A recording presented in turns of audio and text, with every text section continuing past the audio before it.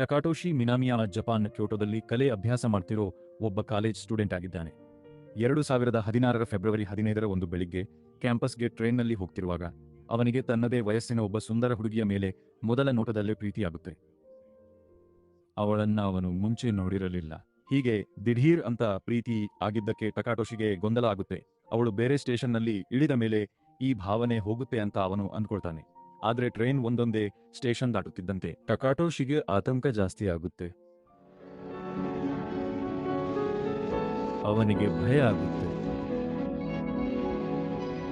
ಅವಳ ಜೊತೆ ಮಾತಾಡೋಕು ಮುಂಚೆನೆ ಅವಳು ಇಳಿದು ತನ್ನ ಜೀವನದಿಂದ ಮಾಯವಾಗಿ ಬಿಡ್ತಾಳೋ ಅನ್ನೋ ಭಯ ಅವನ ಕಾಡುತ್ತೆ. ಕೊನೆಗೆ ಅವನು ಧೈರ್ಯ ಮಾಡಿ ಅವಳ ಹತ್ರ ಮಾತಾಡೋಕೆ ನಿರ್ಧರಿಸ್ತಾನೆ. ಅವನು ಮಾತಾಡೋಕೆ ಹೋಗೋ ಅಷ್ಟರಲ್ಲಿ ಆ ಹುಡುಗಿ ನಿಜವಾಗ್ಲೂ ಟ್ರೈನ್ ಇಳಿದು ಬಿಡ್ತಾಳೆ. ಅದೃಷ್ಟವಶಾತ್ ಟಕಾಟೋಶಿ ಅವಳನ್ನ ಟಕರಗಾಕಿ ಸ್ಟೇಷನ್ನಲ್ಲಿ ಬೆನ್ನಟ್ಟಿ ಹೋಗ್ತಾನೆ. ತುಂಬಾ ಗಾಬರಿಯಿಂದ ತಡವರಿಸ್ತಾ ತನಗೆ ಅವಳ ಮೇಲೆ ಮೊದಲ ನೋಟದಲ್ಲೇ ಪ್ರೀತಿಯಾಗಿದೆ ಅಂತ ಹೇಳ್ತಾನೆ. ಅವರಿಬ್ಬರು ಭೇಟಿಯಾದ ಮೊದಲ ದಿನ ಇದೆ ಅಂತ ಸಿನಿಮಾದಲ್ಲಿ ತೋರಿಸಲಾಗಿದೆ.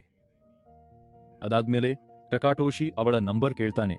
ಆದ್ರೆ ಆ ಹುಡುಗಿ ತನ್ನ ಹತ್ರ ಫೋನ್ ಇಲ್ಲ ಅಂತಾಳೆ. ಹಾಗಾಗಿ ಅವರಿಬ್ಬರು ಸ್ಟೇಷನ್ನಲ್ಲಿ ಒಟ್ಟಿಗೆ ಕೂತು ಪರಿಚಯ ಮಾಡ್ಕೊಳ್ತಾರೆ. ಅವಳ ಹೆಸರು ಎಮ್ಮಿ ಫುಕುಜು. ಕಾಕತಾಳೀಯವಾಗಿ ಅವಳಿಗೂ 20 ವರ್ಷ.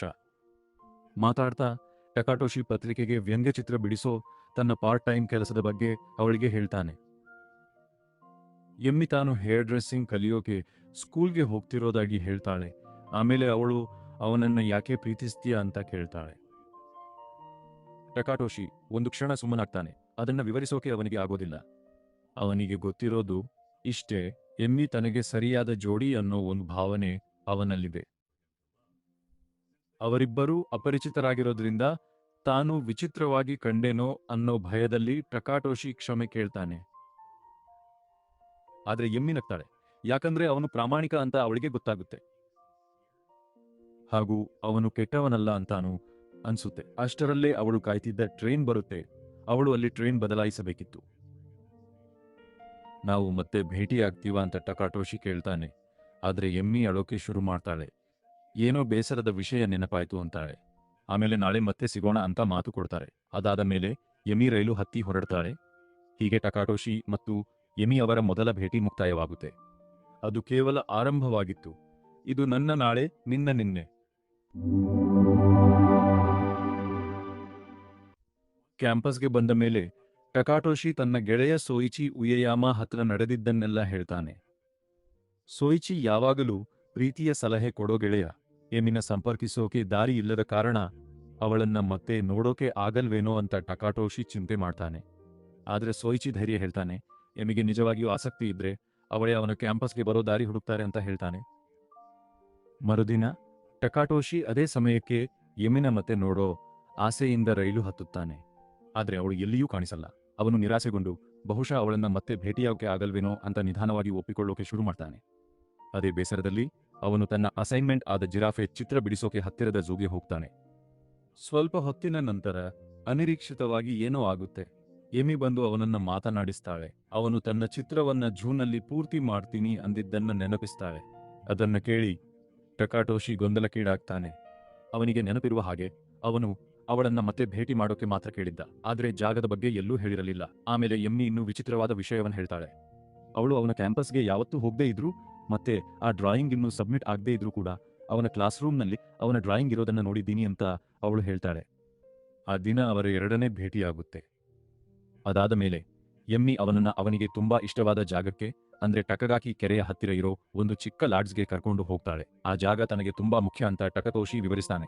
ಯಾಕಂದ್ರೆ ಅವನಿಗೆ 5 ವರ್ಷ ಇದ್ದಾಗ ಆ ಕೆರೆಗೆ ಬಿದ್ದು ಸಾಯೋ ಸ್ಥಿತಿಯಲ್ಲಿದ್ದ. ಆಗ ಒಬ್ಬಳು ಅಪರಿಚಿತ ಮಹಿಳೆ ಅವನನ್ನ ಕಾಪಾಡಿದ್ಲು. ಆಮೇಲೆ ಎಮ್ಮಿ ಕೂಡ ತನಗೆ 5 ವರ್ಷ ಇದ್ದಾಗ ತನ್ನ ಪ್ರಾಣಕ್ಕೆ ಕುತ್ತು ತರುವಂತಹ ಒಂದು ಘಟನೆ ನಡೆದಿತ್ತು ಅಂತ ಹೇಳ್ತಾಳೆ. ಅವರು ಅಲ್ಲಿಂದ ಹೊರಡೋ ಮುಂಚೆ ಎಮ್ಮಿ ಅವನಿಗೆ ತನ್ನ ಮನೆ ಫೋನ್ ನಂಬರ್ ರಾತ್ರಿ ತನ್ನ ಅಪಾರ್ಟ್ಮೆಂಟ್ನಲ್ಲಿ ವಿಷಯವನ್ನ ಬೇಗ ಮುಂದೆ ತಗೊಂಡು ಹೋಗೋ ಉದ್ದೇಶದಿಂದ ಸೋಯಿಚಿ ಎಮ್ಮಿಗೆ ಕಾಲ್ ಮಾಡಿ ಹೊರಗಡೆ ಕರೆಯೋಕೆ ಟಕಟೋಶಿಗೆ ಒತ್ತಾಯ ಮಾಡ್ತಾನೆ. ಟಕಟೋಶಿಗೆ ಏನು ಮಾತಾಡಬೇಕು ಅಂತ ಗೊತ್ತಾಗದೇ ಇರೋದ್ರಿಂದ ಸೋಯಿಚಿ ಅವನು ಏನು ಹೇಳಬೇಕು ಅನ್ನೋದ ಬರೆದು ಕೊಡ್ತಾನೆ. ತನ್ನ ಗೆಳೆಯನ ಸಲಹೆಯನ್ನ ಕೇಳಿ ಟಕಟೋಶಿ ಎಮ್ಮಿನ ಸಿನಿಮಾಗೆ ಕರೀತಾನೆ. ಮತ್ತೆ ಮಧ್ಯ ಸ್ಯಾಂಚೋ ಬ್ರಿಡ್ಜ್ ಹತ್ತಿರ ಭೇಟಿ ಮಾಡೋ ಸಮಯವನ್ನ ನಿಗದಿ ಮಾಡ್ತಾನೆ. ಒಳ್ಳೇದಾಯ್ತು, ಎಮ್ಮಿ ಒಪ್ಪಿಕೊಳ್ತಾಳೆ. ಅವರಿಬ್ಬರು ಮರುದಿನ ಭೇಟಿಯಾಗೋಕೆ ಪ್ಲಾನ್ ಮಾಡ್ತಾರೆ. ಕಾಲ್ ಆದ್ಮೇಲೆ ಟಕಟೋಶಿ ಖುಷಿಯಿಂದ ಸೋಯಿಚಿಗೆ ಧನ್ಯವಾದ ಹೇಳ್ತಾನೆ. ಮರುದಿನ ಅವನು ಬಿಡಿಸಿದ ಜಿರಾಫೆ ಚಿತ್ರ ಬೋರ್ಡ್ ಮೇಲೆ ಕಾಣಿಸಿಕೊಳ್ಳುತ್ತೆ. ಎಮ್ಮಿ ಹೇಳಿದ ಹಾಗೆ ಆ ಸಮಯದಲ್ಲಿ ಅದು ಪೂರ್ತಿಯಾಗಿರಲಿಲ್ಲ. ಎಮ್ಮಿನ ಭೇಟಿಯಾಗೋಕು ಮುಂಚೆ ಟಕತೋಶಿ ಸ್ಯಾಂಜೋ ಬ್ರಿಡ್ಜ್ ಹತ್ರ ಬೇಗ ಬರ್ತಾನೆ. ಅವನು ಅಲ್ಲಿನ ಅಂಗಡಿಗಳನ್ನ ನೋಡಿ ಒಳ್ಳೆ ಊಟದ ಜಾಗ ಹುಡ್ತಾನೆ. ಜೊತೆಯಲ್ಲಿರುವಾಗ ಏನೂ ಗೊತ್ತಿಲ್ಲದವನ ತರಹ ಇರಬಾರದು ಅಂತ ಸೋಯಿಚಿ ಕೊಟ್ಟ ಸಲಹೆ ಪಾಲಿಸ್ತಾನೆ. ಆಮೇಲೆ ಅವನು ಸೇತುವೆ ಮೇಲೆ ಎಮ್ಮಿನ ಭೇಟಿಯಾಗ್ತಾನೆ. ಅವರಿಬ್ಬರು ತಿಂಡಿ ತಿಂದು ಸಿನಿಮಾ ನೋಡಿ ಒಂದು ಸಣ್ಣ ಅಂಗಡಿಯಲ್ಲಿ ಸಮಯ ಕಳೀತಾರೆ.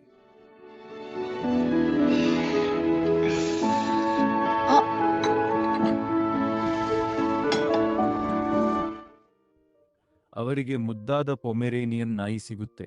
ಇದು ಅವರ ಸ್ನೇಹಕ್ಕೆ ಮತ್ತೊಂದು ನೆನಪಿನಲ್ಲಿ ಉಳಿಯೋ ಕ್ಷಣ ಆಗುತ್ತೆ. ಅವತ್ತು ರಾತ್ರಿ ಟಕತೋಶಿ ಮತ್ತೆ ಎಮಿ ಬೆಳಗ್ತಿರೋ ನಿಯಾನ್ ಲೈಟ್ಸ್ ಕೆಳಗೆ ಜೊತೆಯಾಗಿ ಸಮಯ ಕಳೀತಾರೆ. ಆ ಕ್ಷಣದಲ್ಲಿ ಟಕತೋಶಿ ತನ್ನ ಭಾವನೆಯನ್ನ ನೇರವಾಗಿ ಹೇಳಿದ್ದಕ್ಕೆ ತನಗೆ ಆಶ್ಚರ್ಯ ಆಯಿತು ಅಂತ ಎಮ್ಮಿ ಹೇಳ್ತಾಳೆ. ಯಾಕಂದ್ರೆ ಮುಂಚೆ ಯಾರೂ ಹೀಗೆ ಮಾಡಿರಲಿಲ್ಲ. ಅವಳು ಕೂಡ ಅವನನ್ನ ತುಂಬಾ ದಿನಗಳಿಂದ ಗಮನಿಸ್ತಾ ಇದ್ಲು ಅನ್ನೋದು ಗೊತ್ತಾಗುತ್ತೆ.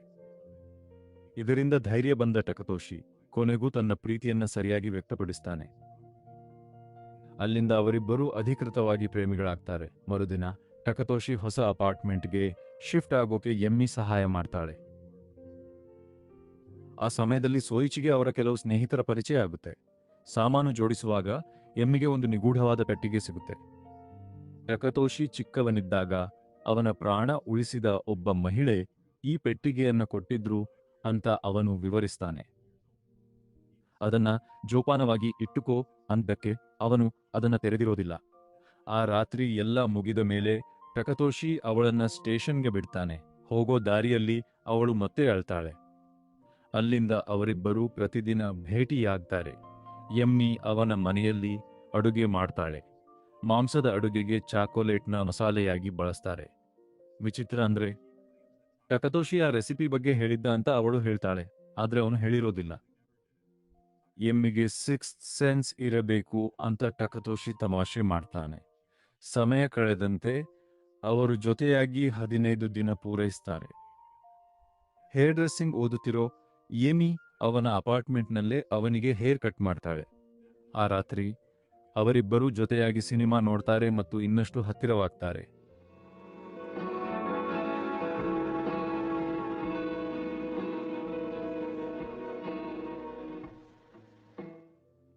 ಮತ್ತೆ ಎಮ್ಮಿ ಅಳೋದಕ್ಕೆ ಶುರು ಮಾಡ್ತಾಳೆ.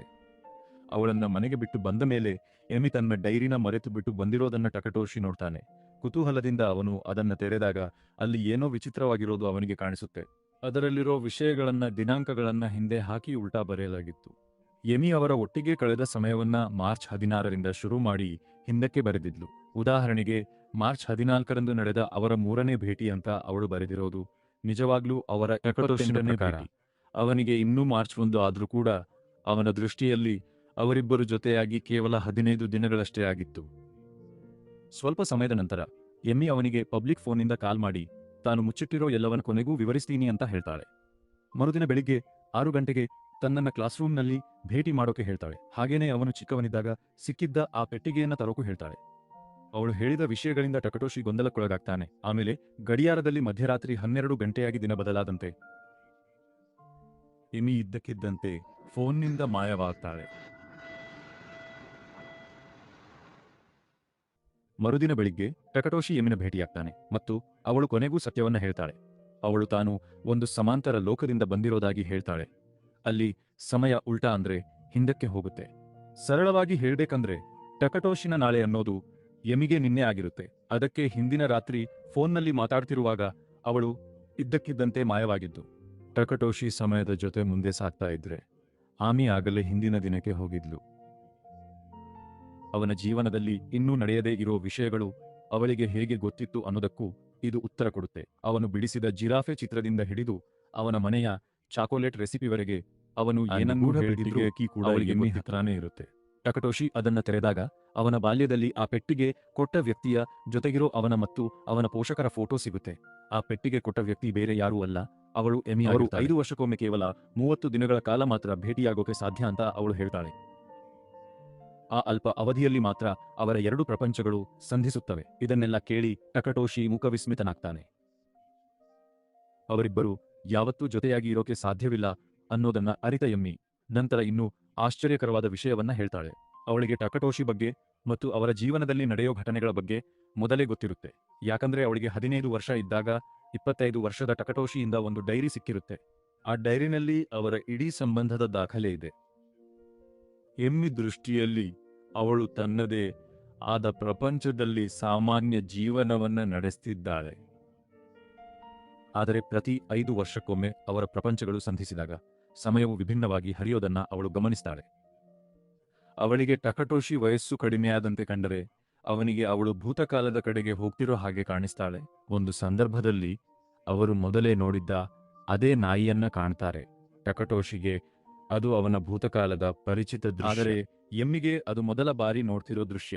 ಯಾಕಂದ್ರೆ ಅವಳ ಟೈಮ್ಲೈನ್ನಲ್ಲಿ ಅದು ಇನ್ನೂ ಸಂಭವಿಸಿರೋದಿಲ್ಲ. ಅದಾದ ನಂತರ ಅವರು ಡೈರಿನಲ್ಲಿ ಬರೆದಿರುವಂತೆಯೇ ತಮ್ಮ ದಿನಗಳನ್ನು ಒಟ್ಟಿಗೆ ಕಳೆಯೋದನ್ನು ಮುಂದುವರಿಸ್ತಾರೆ.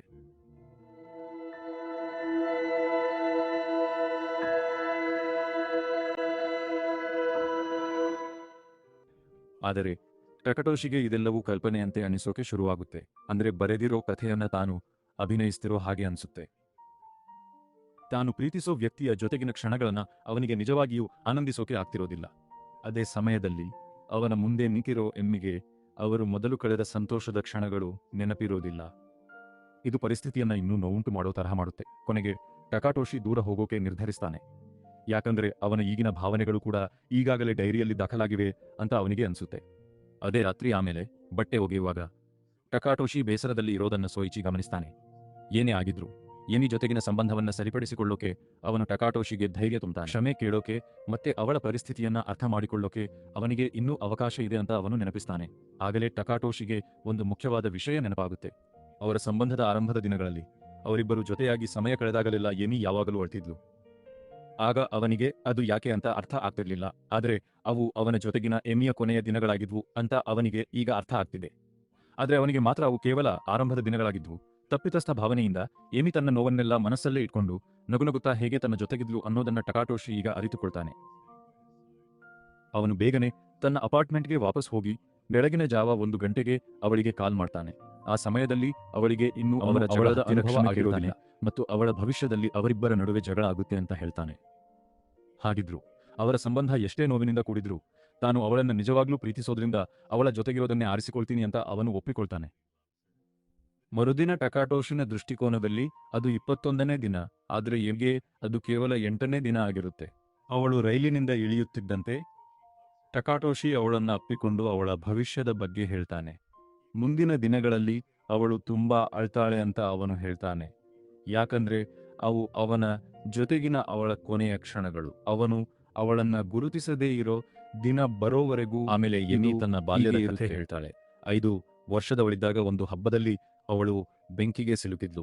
ಆಗ 35 ವರ್ಷದ ಟಕಟೋಶಿ ಅವಳನ್ನ ಸ್ಫೋಟದಿಂದ ಕಾಪಾಡಿದ್ರು. ಆ ಕ್ಷಣದಿಂದಲೇ ಅವಳು ಅವನ್ನ ಇಷ್ಟಪಡೋಕೆ ಶುರು ಮಾಡಿದ್ಲು. ನಂತರ ಅವಳಿಗೆ 15 ವರ್ಷ ಆದಾಗ 25 ವರ್ಷದ ಅವನಿಂದ ಒಂದು ಡೈರಿ ಸಿಗುತ್ತೆ. ಆಗಲೇ ಅವಳಿಗೆ ತಮ್ಮಿಬ್ಬರ ನಡುವೆ ಒಂದು ದೈವಿಕ ಸಂಬಂಧ ಇದೆ ಅನ್ನೋದು ಖಚಿತವಾಗುತ್ತೆ. ಕೊನೆಯದಾಗಿ 20 ವರ್ಷದಲ್ಲಿ ಅವರು ಭೇಟಿಯಾಗಿ ಆ 30 ದಿನ ಕಳೀತಾರೆ. ಮಾರನೇ ದಿನ ಅಂದ್ರೆ ಟಕಟೋಶಿ ಪಾಲಿಗೆ ಅದು 22ನೇ ದಿನ. ಅವರು ಡೈರಿ ಪ್ರಕಾರ ಜೊತೆಯಾಗಿ ಹೊರಗೆ ಹೋಗ್ತಾರೆ. ಆದ್ರೆ ಈ ಸಲ ಟಕಟೋಶಿ ಅದನ್ನ ಖುಷಿಯಿಂದ ಕಳೆಯೋಕೆ ನಿರ್ಧರಿಸ್ತಾನೆ. ಯಾಕಂದ್ರೆ ಅವನಿಗೆ ಈಗ ಎಮ್ಮಿ ಖುಷಿಯಾಗಿರೋದೇ ಮುಖ್ಯ.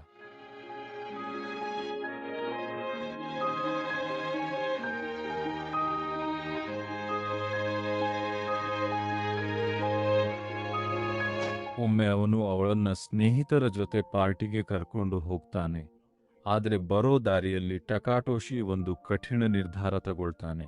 ಅವರಿಬ್ಬರು ಕೇವಲ ಸ್ನೇಹಿತರಾಗಿರೋದು ಒಳ್ಳೆಯದು ಅಂತ ಅವನು ಹೇಳ್ತಾನೆ. ಇನ್ನು 10 ದಿನದಲ್ಲಿ ಎಮ್ಮಿ ಜೊತೆಗಿನ ಅವನ ಕೊನೆಯ ದಿನ ಬರುತ್ತೆ ಅಂತ ಅವನಿಗೆ ಗೊತ್ತು. ಅದು ಅವಳು ಅವನನ್ನ ಭೇಟಿ ಮಾಡೋ ಮೊದಲ ದಿನ. ಅವನು ಅವಳನ್ನ ನಿಜವಾಗ್ಲೂ ಪ್ರೀತಿಸ್ತೀನಿ ಅಂತ ಒಪ್ಕೊಂಡ್ರೂ ಕೂಡ ಎಮ್ಮಿ ಸುಮ್ಮನೆ ನಗ್ತಾಳೆ. ಅವಳ ದೃಷ್ಟಿಯಲ್ಲಿ ಅವರ ಸಂಬಂಧ ಈಗಷ್ಟೇ ಶುರುವಾಗಿದೆ. ಹಾಗಾಗಿ ಎಲ್ಲವೂ ಹೊಸದಾಗಿ ಮತ್ತು ಸ್ವಲ್ಪ ಅಪರಿಚಿತವಾಗಿ ಅನಿಸ್ತಿದೆ. ಸಮಯ ಕಳೆದಂತೆ ಟಕಟೋಶಿಗೆ 29ನೇ ದಿನ ಕೇವಲ 2ನೇ ದಿನ ಅಷ್ಟೇ. ಅವನು ಅವಳನ್ನ ತನ್ನ ಪೋಷಕರನ್ನ ಭೇಟಿ ಮಾಡಿಸೋಕೆ ಕರ್ಕೊಂಡು ಟಕೋಯಾಕಿ ತಿನ್ನೋಕೆ ನಿಲ್ತಾರೆ. ಆಗ ಎಮಿ ಆ ಬಿಸಿಗೆ ರಿಯಾಕ್ಟ್ ಮಾಡೋ ರೀತಿ ಟಕಾಟೋಶಿಗೆ 10 ವರ್ಷಗಳ ಹಿಂದಿನ ನೆನಪನ್ನ ತರಿಸುತ್ತೆ. ಅಂದ್ರೆ ಅವಳು ಅವನಿಗೆ ಆ ರಹಸ್ಯದ ಪೆಟ್ಟಿಗೆಯನ್ನು ಕೊಟ್ಟಾಗ. ಅದೇ ಕ್ಷಣ ಈಗ ಬೇರೆ ಸಮಯದಲ್ಲಿ ಮತ್ತೆ ಮರುಕಳಿಸ್ತಾ ಇದೆ. ಅವರು ಅವನ ಮನೆಗೆ ತಲುಪಿದಾಗ ಅವನ ತಾಯಿ ಅವರನ್ನ ಪ್ರೀತಿಯಿಂದ ಸ್ವಾಗತಿಸ್ತಾರೆ. ಆದರೆ ಅವನ ತಂದೆ ಮಾತ್ರ ಟಕಾಟೋಶಿ ತರಾನೇ ಸ್ವಲ್ಪ ದೂರ ಉಳಿತಾರೆ ಮತ್ತು ಮಿತವಾಗಿ ಮಾತಾಡ್ತಾರೆ. ಆದರೂ ಟಕಾಟೋಶಿಗೆ ತನ್ನ ತಂದೆಯ ಸ್ವಭಾವ ರೂಢಿ ಇರೋದ್ರಿಂದ ಅವನಿಗೇನು ಅದರಿಂದ ಬೇಜಾರಾಗಲ್ಲ. ಊಟದ ಸಮಯದಲ್ಲಿ ಟಕಾಟೋಶಿ ಚಿಕ್ಕವನಿದ್ದಾಗ ನೀರಿನಲ್ಲಿ ಮುಗೋದ್ರಿಂದ ಪಾರಾದ ಬಗ್ಗೆ ಅವನ ತಾಯಿ ಮಾತಾಡ್ತಾರೆ. ಎಮ್ಮಿ ಕೂಡ ಅವರ ಮನೆಯಲ್ಲಿ ಮಾಡೋ ಚಾಕೊಲೇಟ್ ಹಾಕಿರೋ ಮಾಂಸದ ಅಡುಗೆ ಬಗ್ಗೆ ತಿಳ್ಕೊಳ್ತಾಳೆ. ಅದನ್ನ ಕೇಳಿ ಟಕಾಟೋಶಿ ನಗ್ತಾನೆ. ಯಾಕಂದ್ರೆ ಎಮಿ ಇದೇ ಅಡುಗೆಯನ್ನ ಅವನಿಗಾಗಿ ಮೊದಲೇ ಮಾಡಿದ್ದಳು ಅನ್ನೋ ಅವನಿಗೆ ನೆನಪಾಗುತ್ತೆ. ಊಟದ ನಂತರ ಅವರಿಬ್ಬರೂ ಸೇರಿ ಒಂದು ಫೋಟೋ ತಗೊಳ್ತಾರೆ. ಅದನ್ನ ಎಮಿ ಆಮೇಲೆ ತನ್ನ ಹತ್ತಿರ ಇಟ್ಕೊಳ್ತಾಳೆ. ಮನೆಗೆ ವಾಪಸ್ ಬರುವಾಗ ಟಕಾಟೋಶಿಗೆ ತನ್ನ ಕಣ್ಣೀರನ್ನ ತಡೆಯೋಕೆ ಆಗಲ್ಲ. ನಾಳೆ ಎಮಿ ಜೊತೆ ಇರೋ ಕೊನೆಯ ದಿನ ಅಂತ ಅವನಿಗೆ ಗೊತ್ತಿದೆ. ಅವರಿಬ್ಬರು ಯಾವತ್ತೂ ಒಂದಾಗೋಕೆ ಸಾಧ್ಯವಿಲ್ಲ ಅನ್ನೋ ಕಹಿ ಸತ್ಯವನ್ನ ಒಪ್ಪಿಕೊಳ್ಳೋಕೆ ಅವನು ಒದ್ದಾಡ್ತಾನೆ. ಜೊತೆಯಾಗಿ ಜೀವನ ಕಟ್ಟಿಕೊಳ್ಳೋ ಭವಿಷ್ಯ ಅವರ ಪಾಲಿಗೆ ಇಲ್ಲವೇ ಇಲ್ಲ. ಮರುದಿನ ಅವನಿಗೆ ಮಾರ್ಚ್ 16ನೇ ತಾರೀಖು ಟಕಾಟೋಶಿಗೆ ಕೊನೆಯ ದಿನವಾಗುತ್ತೆ. ಆದ್ರೆ ಅದೇ ಸಮಯದಲ್ಲಿ ಎಮಿಗೆ ಅದು ಮೊದಲ ದಿನವಾಗಿರುತ್ತೆ. ಅವನ ಪೇಂಟಿಂಗ್ ಅಸೈನ್ಮೆಂಟ್ಗೆ ಮಾಡಲಾಗಿ ಅವಳು ಬರ್ತಾಳೆ. ಕೆಲಸ ಶುರು ಮಾಡೋಕು ಮುನ್ನ ಅವರಿಬ್ಬರ ಮಧ್ಯೆ ಏನೇನು ನಡೆಯುತ್ತೆ ಅನ್ನೋದನ್ನ ವಿವರಿಸೋಕೆ ಎಮಿ ಅವನನ್ನ ಕೇಳ್ತಾಳೆ. ಅವರ ಮೊದಲ ಭೇಟಿಯಿಂದ ಹಿಡಿದು ಈ ಕೊನೆಯ ದಿನದವರೆಗಿನ ಎಲ್ಲವನ್ನೂ ಕೇಳುತ್ತಾಳೆ. ಅವನು ಪೇಂಟಿಂಗ್ ಮಾಡ್ತಾನೆ. ಟಕಾಟೋಶಿ ಅವಳಿಗೆ ಇಡೀ ಕಥೆಯನ್ನು ನಿಧಾನವಾಗಿ ಹೇಳ್ತಾನೆ. ಅವರು ಸ್ಟೇಷನ್ನಲ್ಲಿ ಮೊದಲು ಭೇಟಿಯಾದ ಬಗ್ಗೆ, ಅವನ ಆತ್ಮೀಯ ಗೆಳೆಯ ಸೋಯಿಚಿ ಬಗ್ಗೆ ಅವನು ಮಾತಾಡ್ತಾನೆ. ಅವರಿಬ್ಬರು ಜೊತೆಯಾಗಿ ಸುತ್ತಾಡಿದ ಜಾಗಗಳು ಮತ್ತು ಅವನಿಗೆ ತುಂಬಾ ಮುಖ್ಯ ಅನಿಸಿದ ಆ ಪುಟ್ಟ ಕ್ಷಣಗಳ ಬಗ್ಗೆ ಹೇಳ್ತಾನೆ. ಆದ್ರೆ ಆ ನೆನಪುಗಳನ್ನ ನೆನಪಿಸಿಕೊಳ್ಳುವಾಗ ಅವನು ಇದ್ದಕ್ಕಿದ್ದ ಯಾವ ಕ್ಷಣಗಳನ್ನು ಮತ್ತೆ ಅನುಭವಿಸೋಕೆ ಸಾಧ್ಯವಿಲ್ಲ ಅನ್ನೋ ಸತ್ಯ ಅವನನ್ನ ಕಾಡುತ್ತೆ. ಅದಾದ್ಮೇಲೆ ತನ್ನ ಕಥೆಯನ್ನೇ ಅನುಸರಿಸಿಕೊಂಡು ದಿನ ಕಳೆಯಬೇಡ ಅಂತ ಟಕಾಟೋಶಿ ಅವಳಿಗೆ ಹೇಳ್ತಾನೆ. ಆದ್ರೆ ಮುಂದಿನ 30 ದಿನಗಳ ಕಾಲ ಅವನ ಜೊತೆ ಇರೋಕೆ ಸಿಗುತ್ತೆ ಅನ್ನೋ ಕಾರಣಕ್ಕೆ ತಾನು ಖುಷಿಯಾಗಿರ್ತೀನಿ ಅಂತ ಎಮಿ ನಂಬಿರ್ತಾಳೆ. ಮಧ್ಯರಾತ್ರಿ ಹತ್ತಿರವಾಗ್ತಿದ್ದಂತೆ ಅವರು ಮೊದಲು ಭೇಟಿಯಾದ ಟಕರಗಾಕಿ ಸ್ಟೇಷನ್ನಲ್ಲೇ ಪಕ್ಕದಲ್ಲಿ ಕೂತಿರ್ತಾರೆ. ಆದರೆ ಈಗ ಅದು ಅವರು ಬೇರೆಯಾಗೋ ಜಾಗವಾಗಿರುತ್ತೆ. ದಿನ ಬದಲಾಗೋಕು ಮುನ್ನ ಟಕಾಟೋಶಿ ಅವಳ ಕೈ ಹಿಡ್ಕೊಂಡು ತಮ್ಮಿಬ್ಬರ ಜೀವನ ಒಂದು ಬೆಸೆದ ವೃತ್ತದಂತೆ ಹೇಗೆ ಕಾಣ್ತಿದೆ ಅನ್ನೋದನ್ನ ನೆನಪಿಸಿಕೊಳ್ಳುತ್ತಾನೆ. ಅವರ ಸಮಯ ಹೇಗೆ ಹರಿದರೂ ಕೂಡ ಅವರ ದಾರಿಗಳು ಒಂದಾಗುವ ಕ್ಷಣಗಳು ಬಂದೇ ಬರುತ್ತವೆ. ಅವನು ಮಗುವಾಗಿದ್ದಾಗ ಅವಳಿಂದ ರಕ್ಷಿಸಲ್ಪಟ್ಟ ಸಮಯದಿಂದ ಅವರು ಕಳೆದ 30 ದಿನಗಳವರೆಗೆ ಮತ್ತು ಅವನು ಅವಳನ್ನು ರಕ್ಷಿಸುವ ಕ್ಷಣದವರೆಗೆ. ಅದಾದ ಸ್ವಲ್ಪ ಹೊತ್ತಿನಲ್ಲೇ ಮಧ್ಯರಾತ್ರಿ 12 ಗಂಟೆಯಾದಾಗ ಸರಿಯಾಗಿ ಟ್ರೈನ್ ಬರುತ್ತೆ. ಹಾಗೆಯೇ ಎಮ್ಮಿ ಮಾಯವಾಗುತ್ತಾಳೆ. ನಂತರ ಕಥೆಯು ಎಮ್ಮಿಗೆ 15 ವರ್ಷವಾಗಿದ್ದಾಗ ಅವಳ ದೃಷ್ಟಿಕೋನದ ಫ್ಲ್ಯಾಶ್ ಬ್ಯಾಕ್ಗೆ ಹೋಗುತ್ತದೆ.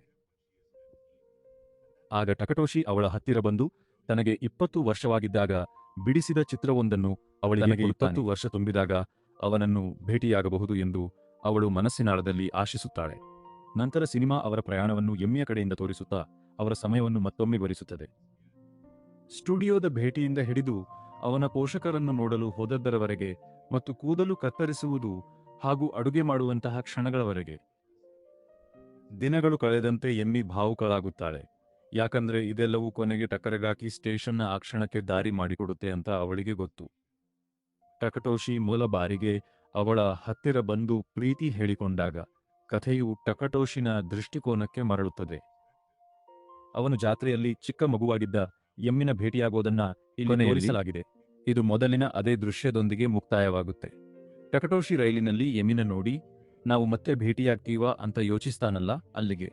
ಹಾಗಾಗಿ ಈ ಕಥೆಯ ನೀತಿ ಏನಂದ್ರೆ, ಕೆಲವೊಮ್ಮೆ ನೀವು ಯಾರನ್ನಾದ್ರೂ ಪೂರ್ಣ ಹೃದಯದಿಂದ ಸರಿಯಾದ ಸಮಯದಲ್ಲಿ ಪ್ರೀತಿಸಬಹುದು.